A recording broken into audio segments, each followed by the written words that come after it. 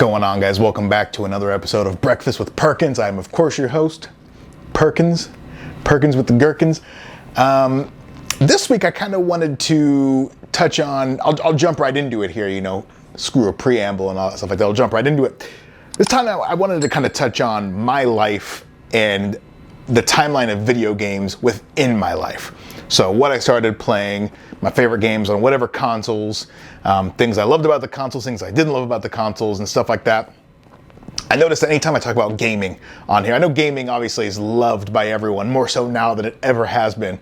So it's not hard to find people that like, stuff about gaming. But I noticed anytime I talk about gaming, people seem to enjoy it or are very receptive towards it. So we're gonna hop right into it here. And, hold on here, I wrote some stuff. It's really just chicken scratch, but I wanted to have some type of structure with how I do this. So we'll jump right into it. Okay, so I was born in 1990, December 24th. So we'll pretty much say 91, even though it was 1990. Now, my very first console would have been a Super Nintendo. And I would have got that when I was 4 years old, 3 or 4 years old, because I still lived in Indianola and I hadn't started school yet. So I want to say 4. 3 seems like it might have been pushing it, but I want to say 4. Now, the cool thing about the Super Nintendo was, first off, I guess let me preface that by saying my mom was huge into games when she was a kid. Had the Atari, loved Pac-Man, all that stuff. And to this day, anytime she sees Galaga or Super Ms. Pac, it's a wrap. It's game over. She's absolutely all about it. And so I guess she kind of wanted to see, I wonder if he'll be into games and stuff like that. Little did she know this would be a lifelong, love and hobby of mine.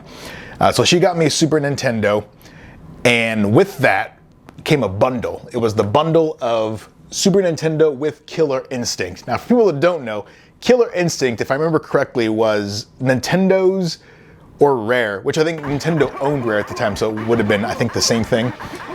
It was their answer to Mortal Kombat. Mortal Kombat was, obviously, as you guys know, that's still a thriving franchise today. Movies, video games, merch, all that shit. It was their answer to Mortal Kombat, and that was the very first game I ever played, ever owned, and it was amazing. I remember just soaking countless hours. Most people think Nintendo and they go right with Mario. Obviously, that's the most iconic, synonymous thing with Nintendo is Mario.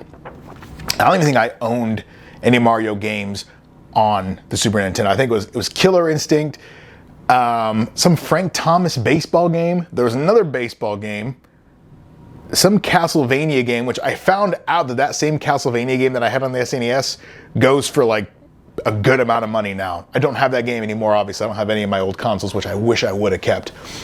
But yeah, Killer Instinct was what got it for me. Now, Killer Instinct at the time was a very, like Mortal Kombat was a very, it was, what's the word I'm looking for? It starts with a C. Why cannot my brain is completely shut off right now? What's the word I'm looking for? Not conspiracy. Very controversial. Yeah, Jesus. It was a controversial game because it was violence. And you guys know that gaming back in the day, even the littlest amount of blood, anything like that, put you in hot water. And so Killer Instinct was that bloody, fighting game. And you had Glacius, you had Orchid, you had Thunder. Oddly enough, it was a Native American. Kind of hit the nail on the head with that one. You had Jago, who was a ninja. Combo, who was a boxer, and it all culminated into, it had a Tekken style thing to it, where these fighters get together and then they have to face the end guy whose name was Idol, and he was this two-headed guy, and every now and again I'll still hum his boss music, ding, ding, ding, ding, ding, and it doesn't matter. Anyway, phenomenal game. I remember being a kid and getting my ass beat by this guy, and then I remember winning, and it was great. So the Super Nintendo is what kicked me off. And then somewhere in between, sometime after the Super Nintendo and then the PlayStation, which would have been my next console, my mom got me just a regular SNES. I don't remember enough about it to comment on it. What I do know is I remember I asked her about it last night. She says she thinks she got it when she used to work at JCPenney. There was a guy who was selling his NES, and she bought it from him, and it was very nice and pristine. It came in this like blue duffel bag thing, and I remember playing that one, and it had the dual cartridge, which I think was Duck Hunt and regular Mario. Not even like Super Mario, just that regular like shitty old amber hued Mario for the NES. I remember playing that. Duck Hunt was great. I think Duck Hunt was probably the most iconic game on the NES because you had the, and that dog would jump out of the bushes, grab a duck and run off. Did you know, and I didn't know this, I found this out recently. I guess I can't confirm this because I haven't tried it. But one thing I didn't know was if you had a second controller on the NES, whoever had the second controller could control the duck. I didn't know that. I thought that was pretty cool. I grew up an only child, so I didn't have siblings. That's sad when I say it, but trust me, I enjoyed being an only child. It was great. I say only child. I'm my mom's only kid, but I'm my dad's third and youngest kid. So, but yeah, it was a good time. Duck Hunt was great. I think that was kind of just a really cool thing. I don't know when Duck Hunt came out, or not Duck Hunt, but the NES. I want to say, what was that? Probably like 80. If Super Nintendo came out in 91, I think it was, and that means like what, NES would have came out with 80 something? I don't know. I don't remember. Anyway, let's press forward. Next up would have been the Sony PlayStation. Now the PlayStation, this was when we really hit the ground running on like the gaming. Like this was when I was getting older. I kind of developed what I was into in terms of gaming. And the PlayStation was the one. Back in the day, and I kind of missed this, back in the day they had the official PlayStation, all these gaming magazines and stuff like that, strike that, all these gaming, I almost said houses. Gaming, what do you call it, a house? Yeah, Nintendo, Sony, Microsoft, whatever it is. They all had these magazines. So you had like Game Informer, which just recently went defunct. There was official PlayStation magazine. There was official Xbox magazine. The cool thing about those magazines back in the day, though, was with PlayStation, they came with demo discs. And a lot of the demo discs back then, you could just replay them infinitely. Now, when you're a kid with no money to buy your own games, you fall in love with the demo discs. The demo disc was like the bread and butter. And I remember playing so many games. So the new issue of official PlayStation magazine would come with a new demo disc, and that was when I was playing games like Siphon Filter. I didn't play the full game of Siphon Filter until I got into my teens, but I played that demo. I can't even tell you how many times I played that demo over and over and over. There was Bloody Roar, there was some Tomb Raider, there was Pitfall 3D, there was just all this stuff. And that back in the day, my mom, she was doing better for herself than she was, but she wasn't quite as good as she is now. So I remember she got that console for me, which was huge because she got it on layaway. I didn't know she got it on layaway, but that was how she was able to afford it. Once we were, because during that time we had just moved to Urbandale. So we got done with this huge move, and then she got me the PlayStation shortly thereafter. So one thing I want to give a shout out to my mom for, and I've said this before, is I know looking back on my childhood, she couldn't rub two fucking nickels together. I mean, we were struggling pretty bad. But being the dope mom that she was, I never knew that. I didn't have need or want of anything. Anything I ever wanted, she just made happen. It's not until you hit adulthood that you're like, Jesus Christ, like this woman put herself through hell for me. So I told her this last night. I was like, I'm forever indebted to you because that's not a drive that I have. This is why I don't have kids, because I don't want, now granted, you have the kid, it probably, something clicks, and then, you have to do it, but I just want to avoid that. But yeah, Crash Bandicoot. I remember there was a game that I played. It was a Mission Impossible game, but I didn't have a memory card. So I remember I left my PlayStation on for I think it was like 12 or 13 days. Back then you could leave a game console on because it didn't suck up any juice. It wasn't like it was gonna catch fire, nothing like that. It was you wouldn't hear it running, versus like a console now, you leave it going, sounds like a fucking fighter jet taking off. But I remember I left my PlayStation on for like 12 or 13 days, and I came home and it was shut off one day, and I guess my mom had shut it off. She goes, "You left your PlayStation on." I'm like,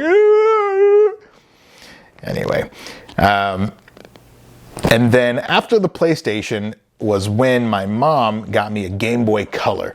Now, obviously the Game Boy Color, and I still have that. Let me, hold please, I'm gonna go find it. I've already showed it before. I'm gonna show it again now. I always keep it in the shitter, you know. You never know when you're gonna be without a phone. I had to fire up some Pokemon. Oh, right here, the tried and true. I ordered, the back of it had been gone for the longest time. I don't know where, I've lost obviously over the past 30 some odd years I've been alive. So I bought like a replica one on the back of it. So now it's got the back now, which is nice. Pokemon Blue. Safety always off. Sorry. Cyrus reference there. Anyway, yeah, you know, we're just gonna turn this on just for nostalgia's sake. We're gonna crack it on. I don't know if you could hear that. Hold on. I'm gonna shut it off and on again. Bear with me here. I'm taking a trip down memory lane. All right, you can walk with me if you want. If not, get the fuck. No, I'm kidding. All right, hold on.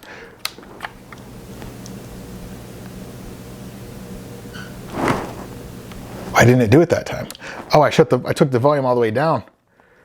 Hold on, we're gonna do it again. Third time's a charm. Oh my God.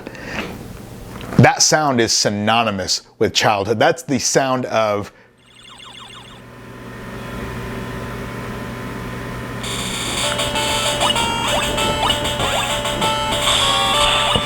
what a fucking game. Pokemon was great. Shout out to those people that created Pokemon, because I don't think they understood what they had when they made it, because that's insane.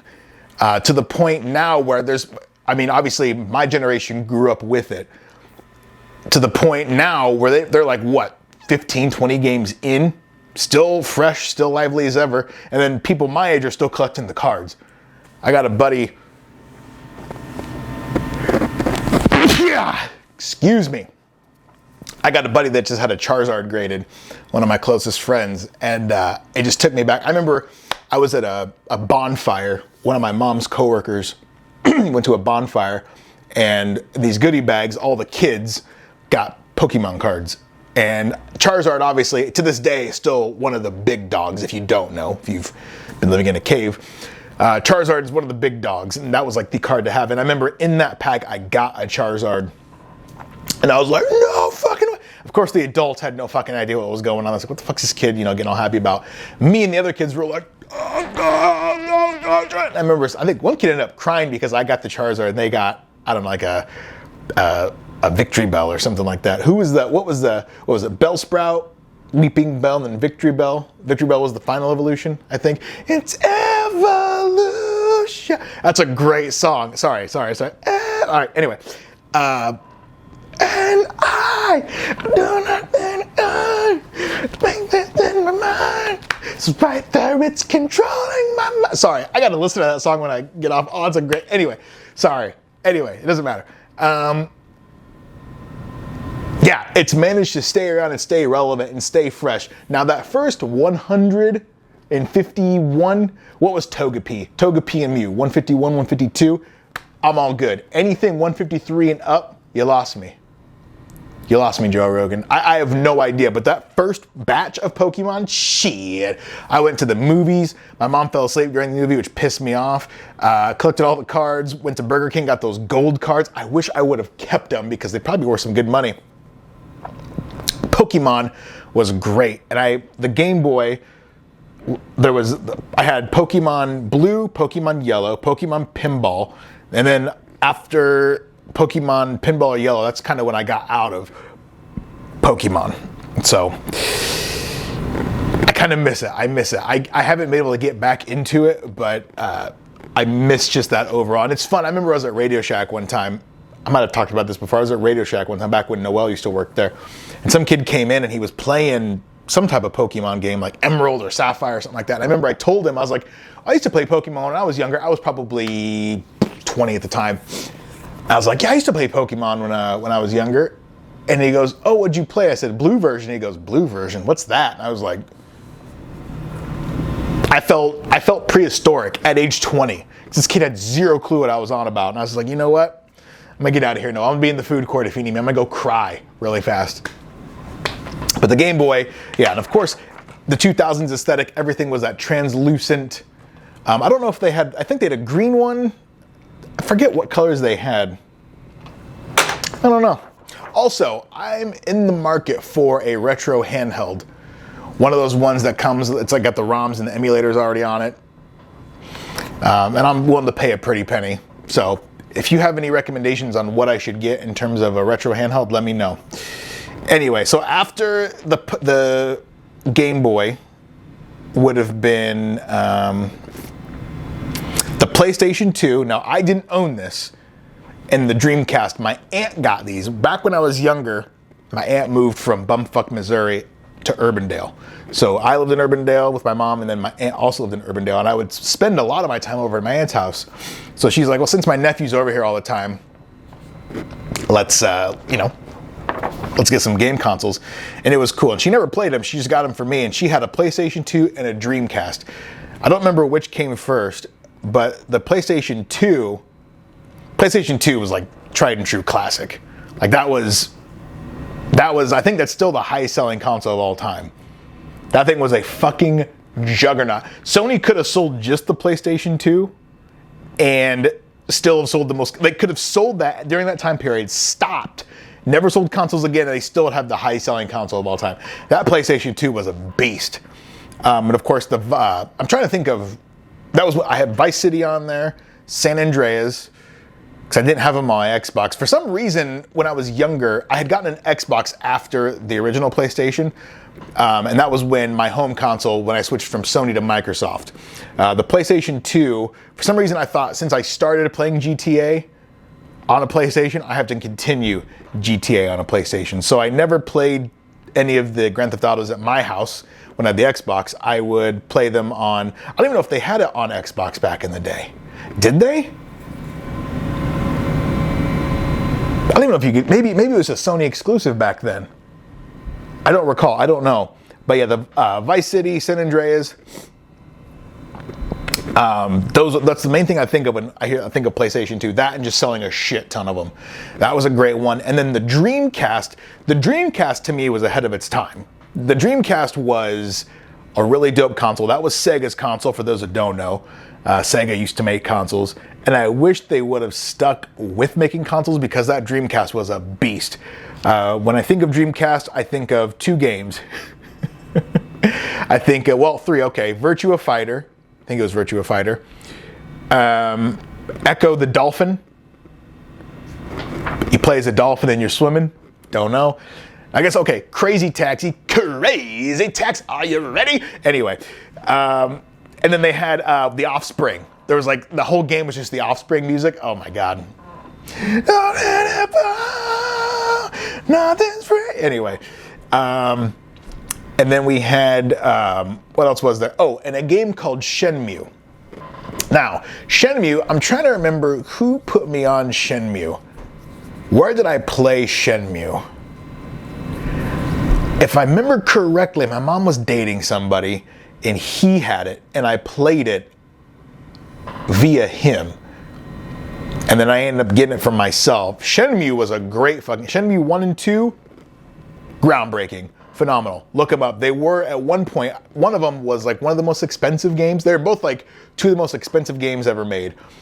And then they were gonna make a Shenmue 3. They finally did after like a decade and a half, and it just shit the bed. It was fucking horrible. I didn't even play it. I have Shenmue 1 and 2 around here somewhere. They made it for the Xbox, and I got back into it for a little bit. You know, like when you have that nostalgia, and you're thinking, you know, let me get back into this game, whether it be San Andreas or Shenmue or whatever it is. And you realize that since we've just come so far in gaming, getting back into a game like that is tough to do. It kind of sours the nostalgia for you. That's kind of like what Shenmue was for me. Also, when I downloaded or reinstalled the definitive versions of, what was it, GTA San Andreas and whatever that was, that trilogy they had, I tried to get back into it and I played it. I was like, oh my God, this is great, cool. And I'm so used to Grand Theft Auto 5 that I was just like, this game is just bare. I tried playing Grand Theft Auto 4 on here the other day, and it was so bare and desolate compared to 5. The one thing I don't like about GTA, a little sidebar, the thing I don't like about GTA is when you want to mod them. Like, I'm so used to like the Nexus mods, and where you just click a mod, you know, and it launch the game and you're good. Whereas GTA, you have to have like a certain launcher, then you have to have this, and you have to put something in the root file, then all this. It's a hassle. I've done it before. I love. First thing I did on here was I installed. Oh, that's another. Hold on. First thing I did on this computer was download GTA 5 and then mod the fuck out of it. But the very first thing I did, which was a Dreamcast game, Jet Set Radio Future or Jet Grind Radio, depending on where you're at in the world. That is one of the most iconic fucking games ever made. Jet Set Radio! Phenomenal. Great game. Oh my God. That game is held up too. That was the very first game I installed on Steam over here, which I had emulators on here, but I was like, it's through the Steam store, I don't have to worry about anything crazy. Let me get that. So yeah, Jet Set Radio Future, Jet Grind Radio. Jet Set Radio Future was the sequel to Jet Grind Radio or Jet Set Radio. I didn't play the sequel, but I did play the first one, and it was it had that cell shaded animation style, which was really cool. I didn't mind that at all. And then after the Dreamcast would have been the Xbox. Xbox obviously was great. The games I can think of that I played the most on the Xbox would have been, there's some Indiana Jones game that was really good, but like NBA Street, NFL Street, SSX, pretty much all of the EA big and EA games lineup I used to be a EA whore back in the day. Anything EA did, I was there. But EA, they used to be a really good developer back in the day. Now they're just a money hungry shit show over there. But EA back in its prime, they were no joke. Def Jam, Vendetta, Def Jam 5 from New York. You had your SSX 3, SSX Tricky. You had FIFA Street, NBA Street, NFL Street. Sims was a fun time. EA was no joke back in the day. Midnight Club 3 I played on the PS2, which was great. And Midnight Club 2 on the PlayStation 2. Midnight Club 3 on the Xbox, I think it was. Was it the Xbox? Or was it 360? Fuck, I can't remember. The 360 and the Xbox blur together for me. I'm trying to think. I want to say it was the original Xbox that I played Midnight Club 3. And that was a great fucking game. Phenomenal game. And then you could also, what was really dope about that original Xbox was essentially, since it was a computer, Microsoft's console, you could rip songs directly from any CD and download them directly to the Xbox. So I remember EA games, they always had dope soundtracks. I used to go to Sam Goody back in the day, Jesus Christ. Sam Goody and Suncoast back in the day, and get CDs, and then I would just rip them directly to the Xbox, and then you could have those songs playing during the games you were playing. So, you know, instead of that normal EA soundtrack, it would be like Hootie and the Blowfish, or, something like that, something that wouldn't fit the game. Another game that I remember playing was Tony Hawk's American Wasteland, when you could do the skateboard and the bike. Classic one, that one. God damn, that original Xbox console was no joke. And that console was what got me into racing games, because I played Forza Motorsport and Forza Motorsport 2. Like, not Midnight Club I'd been playing, but that was more of the arcadey racers, like Burnout and stuff, more arcadey. And then it got into more of like the track racing, more of the simulation-esque style. And that was like the Forza Motorsport 2. That's what kind of got me into that. And to this day, I still play Forza. I haven't lately. I'm trying to get in, I'm debating on what I want to do in terms of, I'll play Forza on here every now and again, but I want to get more into the sim aspect of it. And I have room for a rig. I've just been spending money like it comes out of my ass whenever I want it to. So I'm trying to chill it down, but I think I'm eventually going to buy.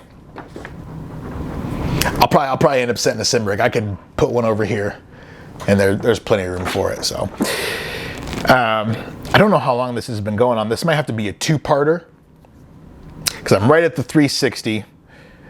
And so what's up? We got 360, PS3, Xbox One, One X, Series X, and then PC. So yeah, I'll do a two-part here because again, I don't know how long this has been. I'll have to check it out. My phone's over there charging. I set a timer on it, a stopwatch, but it doesn't mean any good when it's charging over there. So I'm gonna go and end it right here. I'm gonna land the plane here. Yeah, go ahead, leave a comment, like, subscribe. Let me know what you were playing. Let me know what childhood memories you have of gaming. Maybe there's something I left out. Maybe there's something I got wrong or something like that. But either way, yeah, let me know. I'd love to hear about it because let's be honest, before I go, I miss when gaming, back in the day, if you were a gamer, there was an air of nerdism that came with it. You're kind of geeky, you know. Even though everyone gamed, there was an air of, with gaming. And I missed that. I kind of missed that. Now gaming is, it's a bigger industry than Hollywood, bigger industry than literature, bigger industry than music. I mean, it's huge. It's gargantuan. But I do miss the days where, yeah, being a gamer was kind of frowned upon a little bit. Like, hey, what are you doing? Get away from that TV, you fucking nerd. But now it's just so accessible by everyone. You got handhelds, you can take gaming with you. You can, and there's so much for everybody. But I do miss the way gaming was. But anyway, that's me just looking at, gaming with, insane nostalgia. But I'm laying the plane there. You guys have a good one. I'll talk to you later. Peace.